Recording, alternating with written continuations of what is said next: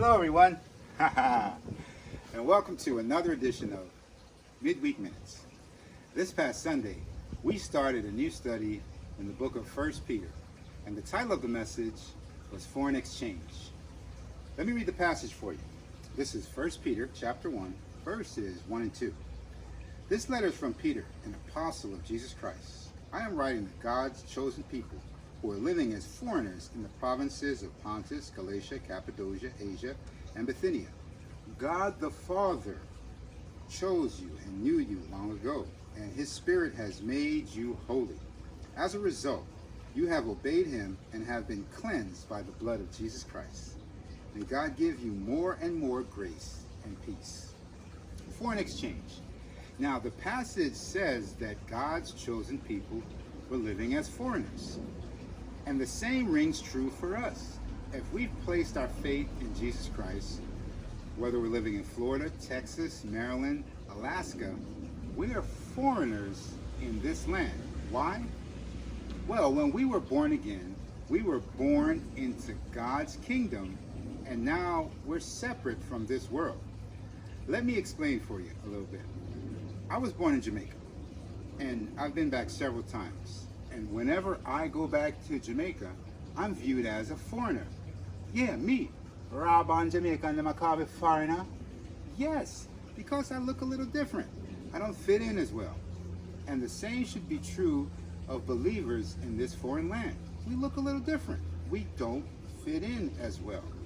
Now, one of the things I have to do when I go to Jamaica, I have to exchange my American currency for Jamaican currency, because I get more bang for my buck when I use Jamaican currency versus American currency. And I also get more bang for my buck when I exchange my currency at places other than the airport. There's certain places where you get more dollar exchange for your money. And these places aren't a secret, but not everyone knows about it. And the same is true when we had our great exchange. We know that faith in Jesus Christ is the one way that we can reconcile with God and go to heaven. And it's no secret, but not everyone knows about it. And it's our job to share that good news so others can make that great exchange as well. Now, you saw me lining up my ball to take my putt. Now, this past Saturday, I played golf, and I forgot my ball marker. You see, on the green, you need a ball marker to be able to pick your ball up and line up your shot. If you don't mark your ball, you lose a stroke. And so I didn't have my ball marker, but fortunately I had this Canadian coin.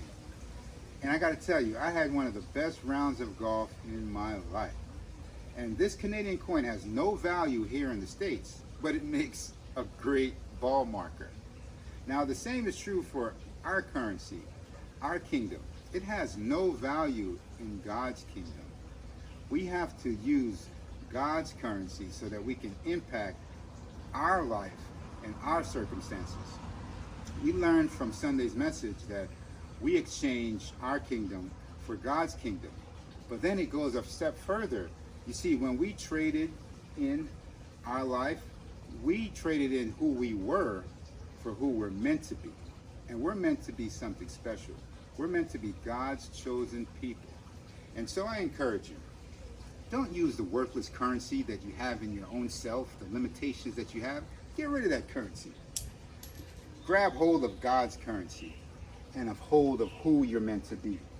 Line up the opportunities God places in your life and exchange who you were for who you're meant to be. Thank you for joining me for another edition of Midweek Minutes, and I hope to see you again next week. Bye for now.